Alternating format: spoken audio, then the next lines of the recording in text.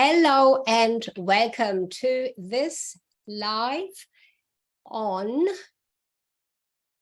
I've lost my,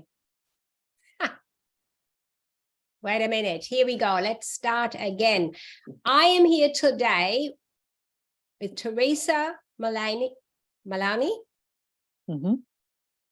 Teresa is a personal change management consultant, and she offers bespoke remote services about mindfulness, life coaching, mental health, helping people create a brighter future.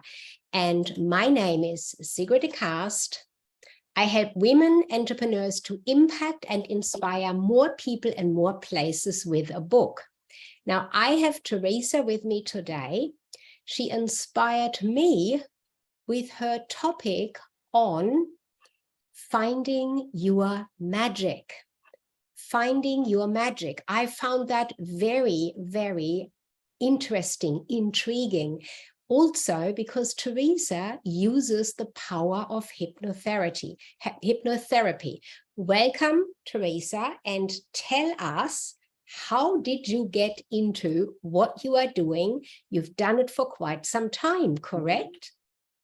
No, very, very much so, and maybe longer than I actually thought I was doing it, because I really became interested in the power of the mind, actually, as a teenager when I was in hospital. I was diagnosed with acromegaly when I was very young. And at that point, there was a lady on the ward with me who was a lot older than me and had acromegaly for quite a few years.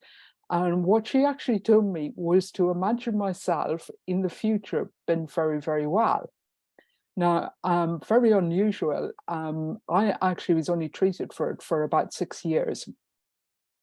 So by the age, I think, of 24, I'd stopped on all medication and what have you, and they redid a lot of the tests, and the tumor had gone into shade. And at that point, I realized that actually that came from me imagining having a healthy pituitary gland and the tumor going into darkness. Now, had I known then what I know now, I'd just be imagining a totally healthy pituitary gland. But you know what, we get to know what we get to know when we get to know it, and so now I get to teach people how to do something a little bit better. And then I've been using it a lot over the years. Like for many years, I was working with ladies during pregnancy and getting them to imagine having the kind of pregnancy they wanted, and for the whole birthing process to go how they wanted it to go. And then years later, I learned hypnotherapy. I think it was about, formally, I think it was about 2010. I'd been in a very serious incident where I ended up with PTSD.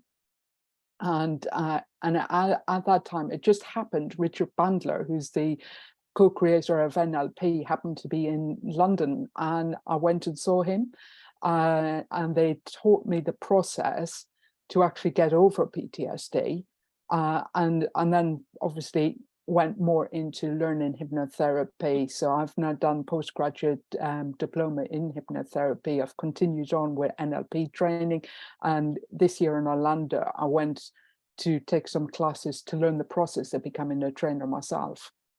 Fantastic. So you really have a very rich history around it, and you've already shared with us an example, a real scenario as to how powerful the mind is and how you discovered that for yourself. Now, I think I just want to throw in here, the mind is powerful, and whichever way we think is what we achieve towards or walk towards the outcome. I just want to draw a small comparison here. When I work with women who want to write a book, sometimes they tell themselves, I don't know whether I might be good enough, whether this is going to be right.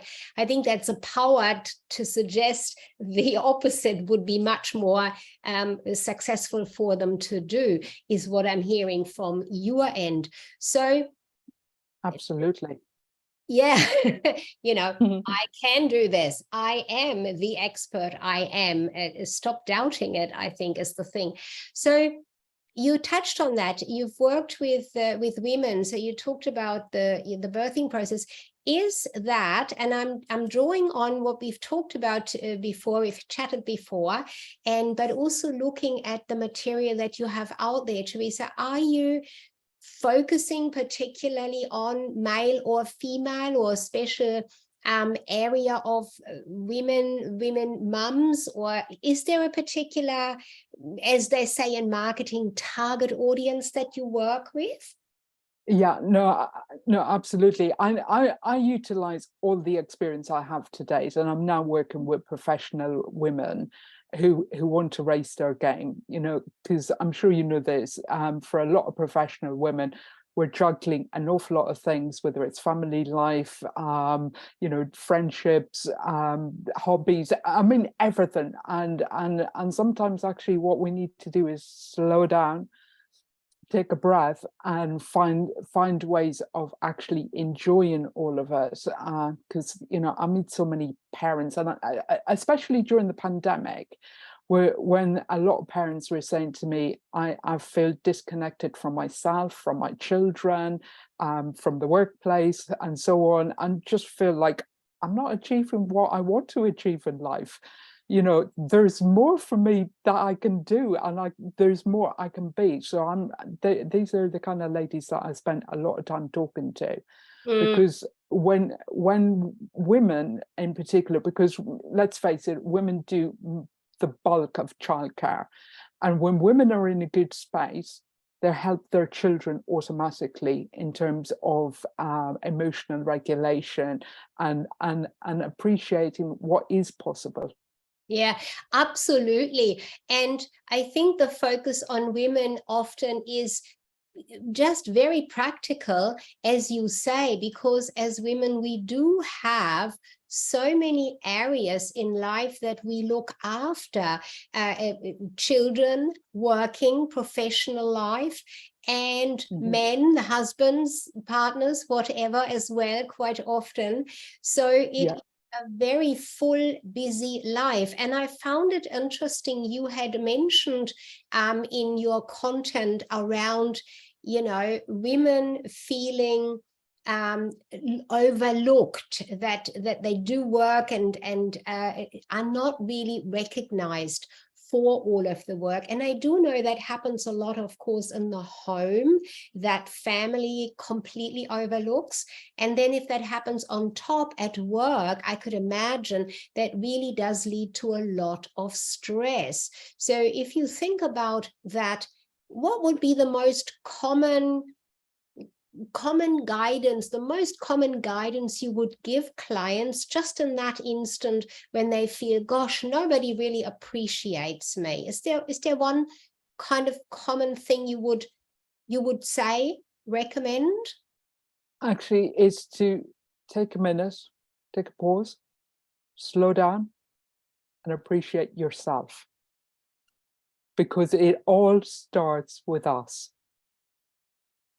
Right, because when we really think about it, right, because I meet so many women that think they're not successful, but if I say to them, right, okay, give me 100 successes for today already, right, and this might be only at 10 o'clock, but the thing is, we've already had quite a few successes if we take them as genuine successes, because how did you wake up? Did you wake up naturally? Did you hear an alarm clock? In which case you successfully heard the alarm clock, and keep adding on to those. And then you realize, actually, hang on a minute, there's an awful lot more that I've done that I haven't appreciated I've done. Like sometimes people don't appreciate that they've got up, they've fed the children are okay, you've even had a little chat, you've had a few minutes with your husband or whatever, and you've fed the pets, you've maybe successfully driven to work, spoke to the colleagues, maybe even had a word with the boss about something. They are all successes. And if we look back on our life, all those little successes all add up, because, for example, if you're, I don't know, a medic, right? you didn't become a medic overnight. You had several years of going to school and several more years of training and several more years of other things and what have you. So yeah, all these little things, they all add up, and we are successful. I love that. That is such a powerful thought and thing to do, that I think we race through our day, every week, every month, and we do not stop to think that everything we do is something we can actually be proud of, and we should recognize and value at every time of the day. I love that. I've made a note of that. I think that is really powerful to do so. Thank you. So when the person, let's say the woman, let's stay with women, she comes to work, and you know, the busyness starts there right away. Does she have, or do you give a sort of, apart from that thought that we had, that most common one, something for that professional environment, whether it's her own business or whether she is working in a capacity? Is there something to put an armor on, for a better word, for a better way of saying it, so that all these voices that often come at women can sort of be deflected a bit? Is there something to think about at that time? Yeah, no, one of the things I get people to do is anchor peace to themselves, or whatever mental state it is, right? So that when you're walking into the office, for, you know, from the car park, wherever, and you're going heel toe, and as you hit your toe on the floor, just reminding yourself to be centered and calm within. And quite often as well, I encourage people to have something on their desk that for them. Oops, just got a bit of a hiccup there. I know Teresa said there's a bit of bad weather on her side of the world, and hopefully she's going to be able to come back into it, because I have got lots more questions to ask, but it does look like there is a bit of a definite disturbance. So while we wait and see, yep, she's just jumped out. Hopefully she'll be able to come back in. I found that quite interesting, and I hope you do too. This immenseness, when you think about it for a moment, to just stop and think on every small thing that we do in a day, in an hour, to recognize that it is really powerful and an important thing. So when we think about writing a book, people often get swept away with overwhelm and fear that it might not all come together. Now think of it this way: stop and think how much you already maybe have written, or think how much you really know. How did you talk to that person only just an hour ago? How did they light up getting to know what you said to them and reflecting that back into their own life? So your expertise is there.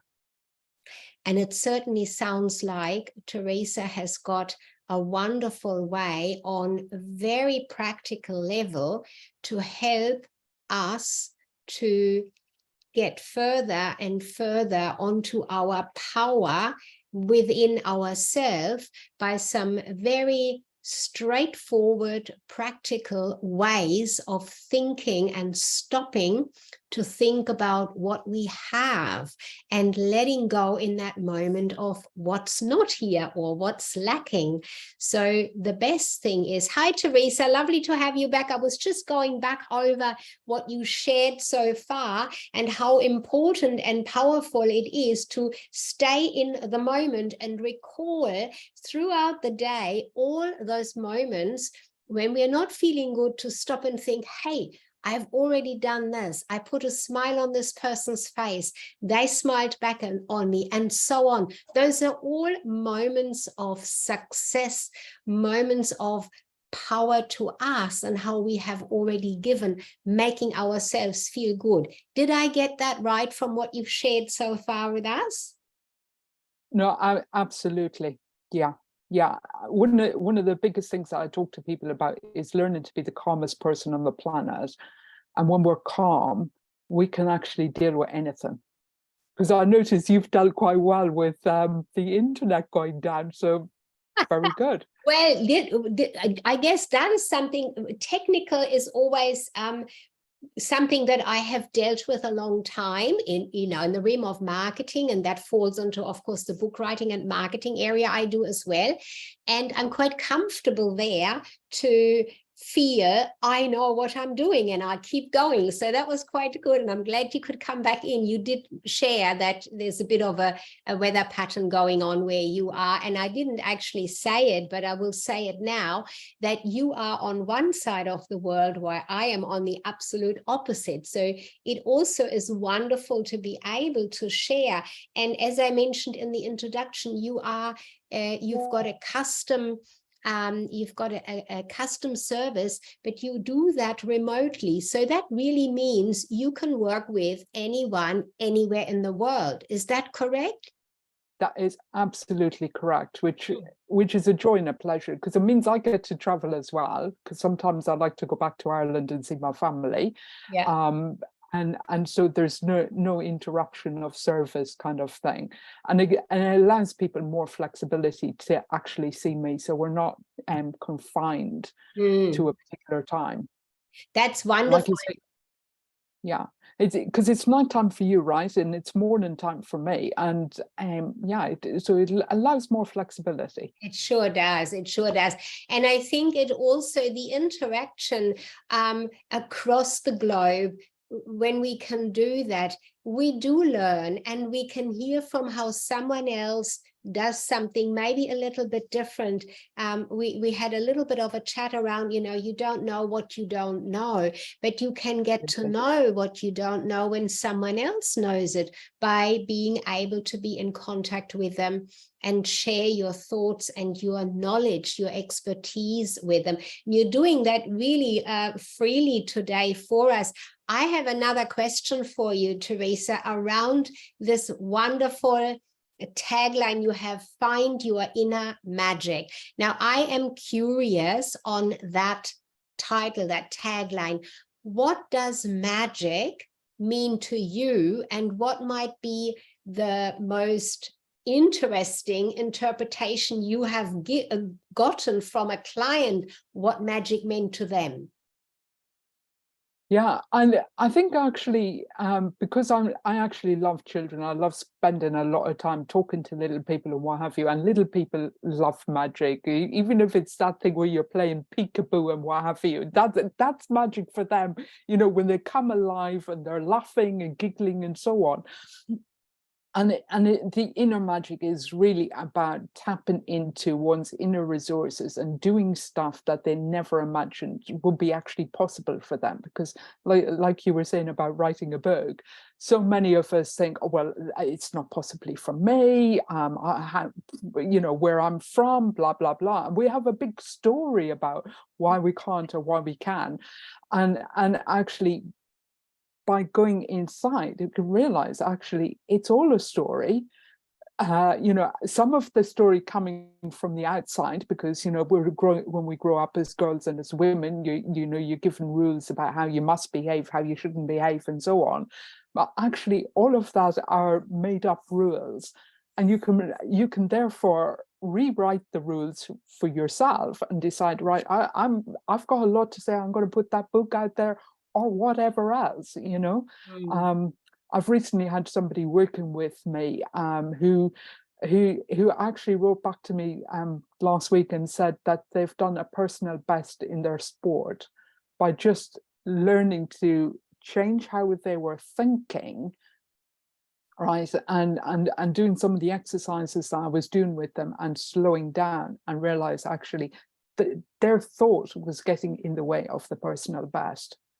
I was like, once That is so interesting. And I think until people are pointed to that fact, that is a fact, to that fact, they really don't realize that. And this is why I love when when I discovered you're using the hypnotherapy and the NLP, of course, the two, that can bring that power out from your outside from you, getting the person, guiding them at least to that first step to realize this power that they have within.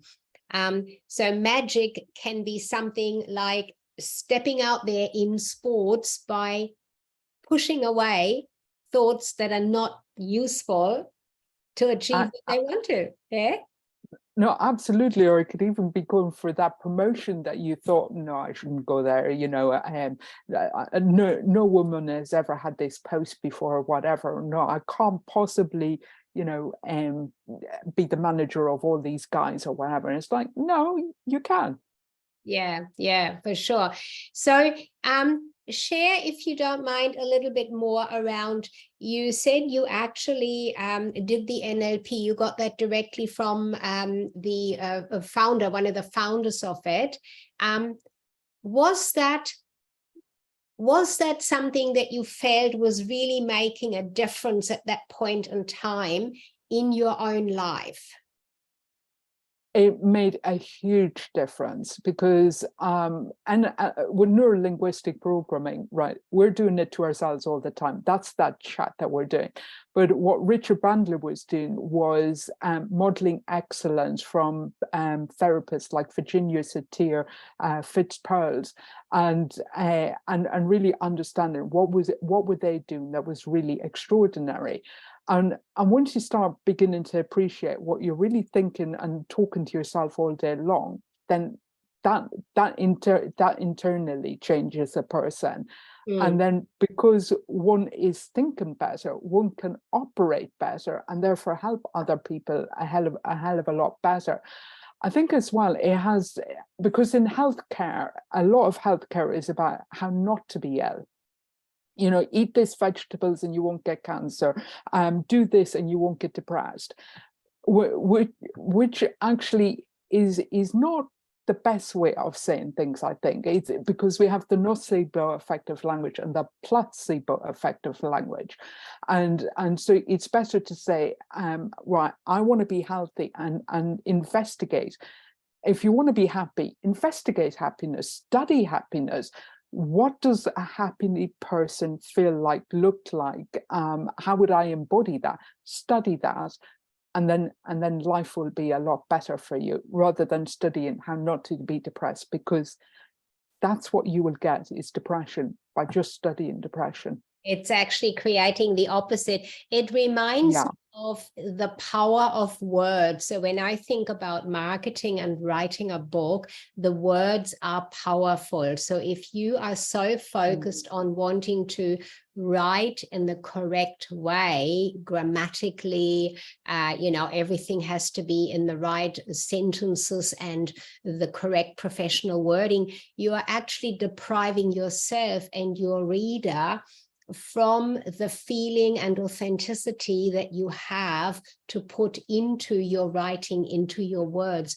Using words that you would use every day with clients, for example, are much more powerful to use, for example, in the writing process of a book, as much as what I'm hearing you say around creating health, a healthy life, if that is what you want to do. So focusing on the words and the ways you want to be rather than how you don't want to be. The power of words, I guess, is what how I see that. Yeah, no, it's very powerful. Anita Moorjani, she wrote a book, Down to be May. And what was really evident was that prior to her becoming really unwell, she had been completely focused on how not to get cancer. Right. And now she's teaching people, no, think about how to be well. You know, if you want to be the happiest person on the planet, study that. If you want to be the, you know, elite athlete, an elite athlete will only study other elite athletes and how to make things that little bit better.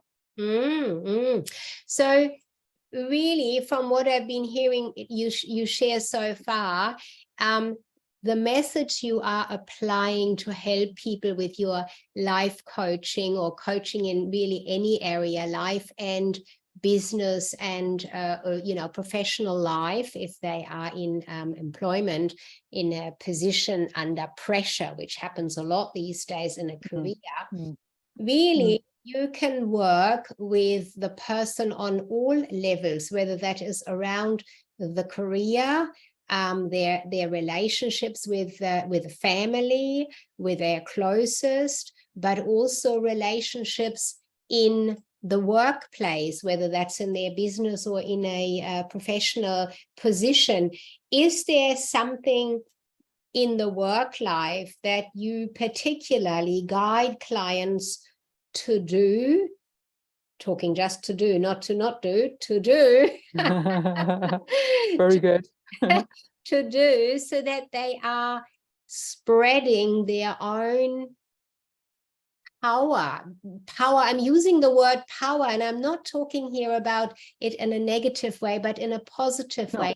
The power of each of us. We all have the power to, you know, work and help with other people. So is there something you would guide a client to do in the workplace to spread that power of themselves around for others to feel? Yeah. Well, interestingly enough, when I work with people, what they tend to notice is that they themselves start getting a lot healthier, a lot happier, a lot more positive within themselves. And because of that, because we can't make anybody else change, but other people have to change in response to our changes. Because, you know, we often talk about that thing about pressing buttons. If the buttons are taken away, there are no buttons to press. So if somebody previously had been winding a person up, that's no longer possible. And then it forces a different dynamic within the relationship in a good way. And or what they actually find as well is, because they're feeling a lot better in themselves, can step back from the situation and have a meta perspective on it, and then think, well, what's going on with the other person? Why are they behaving how they're behaving? And have a very different perspective on that as a result. And of course, when you get a different perspective on something, it gives you a choice. And you can decide, right, okay, I'm going to continue on behaving in the same way, or no, now I have a new choice. I'm going to do something different. And that opens up a whole host of new possibilities. It sounds like there's the veil lifted or the curtain drawn to the side, and you can see what's behind it all of a sudden. And you are, Completely. you know, you have a choice to go back behind the curtain, but you know that that was a dark place. So you're going to move forward into the light, aren't you? When you Absolutely. are gaining those insights from working with you. I find that is absolutely excellent. Now, I want to ask you a question around hypnotherapy. Sometimes people might not fully understand what is involved. Do you have like a snippet of description what is involved using hypnotherapy? Right. Well, it's really about getting into an altered state of mind. So the state of mind that creates the problem is not the one that is going to solve it. So it's almost like taking a step back, getting into a deep state of relaxation, and opening the mind up for something else. Now, to just assure people, right, hypnotherapy is not something you really do to somebody else. You're basically entraining their brain to become a lot calmer, and they have complete control over it. Right, so it's like there's always that caveat, you know, if it's not the right place and the right time for you to go into a deep state of relaxation, you won't, which is a good thing, you know. So if the fire alarm goes off, to exit the building or whatever, which is a very important thing. Mm. But the other important thing to say is that we're all in a trance more or less all the time. Like, sometimes we've driven to work, arrived in the office and think, how on earth did I get there? Yeah. And basically we were in the driving trance. We safely knew how to change all the gears and do all the right things and keep an eye on the road and not injure anybody else and all of that, and arrive safely. So yeah. So I do a little bit of taking care of people and what have you, and give them lots of reassurance that it is about them learning something new. That is fantastic. Now, you've shared so much wonderfully, and time goes so fast. There's loads more things probably I could touch on, but we are already at the time to that we've set for this here. However, I think it is important. I want to ask you this one question to finish this conversation off with you and all that you have shared with us so far. You have a very interesting picture behind you, and I'm sure people who are watching this video are going to be saying, what is that behind her? I'm looking at it. Some people may not, and I might just point it out now, but there is a story to it. Are you happy to share a bit of that story to finish us off today? Yeah, no, absolutely. Because of the acromegaly, I didn't actually grow correctly. So I've had problems with my jaw and problems with my spine. And at 30, I was told I'd be spending the rest of my life in a wheelchair. But I've been very blessed and, got really good healthcare professionals that have been able to help me and so on. And now I'm learning body weightlifting. But a few years ago, myself and the gentleman with me were at an event where we had to climb a 10-foot frame. Now, we didn't know each other in advance. I just about knew his name, and we had to trust each other to climb that frame. And then I found out afterwards he also had been told he had a different condition going on, and he had been told also that he would be in a wheelchair, and neither of us have. Fantastic. Look, let me recap on the powerful things you've said today. And the best thing, of course, is to watch the entire video again. But this is what I took away from you: the importance of stop, pause, breathe, and think about the things you've already done well for the day or up to that time in the day, and really dwell on those in a positive, powerful way. And you're feeling so much calmer, and all of that stress falls off you. Using something to anchor your peace, and using something to remind you that everything is fine, and always looking at the forward and powerful, positive way. Don't look back and say, I don't want this, but look and say, I do want this. This is what I'm going for. And hypnotherapy puts you into a state of calmness. No one can make you do anything. You are in that calmness, and that is when new directions can be suggested for you to take that are good for you and positive for you. That's my takeaway from your wonderful sharing of your expertise today. I really thank you, Teresa, and I'm looking forward to staying in touch and hearing more in the future. Any parting words from you? No, thank you for inviting me onto your little live today. And yes, I look forward to keeping in contact with you too.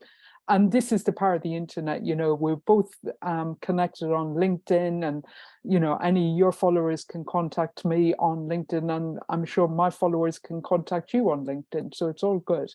That's fantastic. And do so. Check out the profile, and you'll have all of that on LinkedIn from the live itself. And wherever we put this video, we'll put some links with it as well, so you can connect and get in touch with Teresa. If you have any questions, or you'd like to ask her a little bit more about how she goes about helping you in this way, to give you let me see what you say, to find your inner magic, whatever that magic is for you. Wonderful. Thank you. Thanks, Teresa, and all the very best for today from Sigrid and Teresa.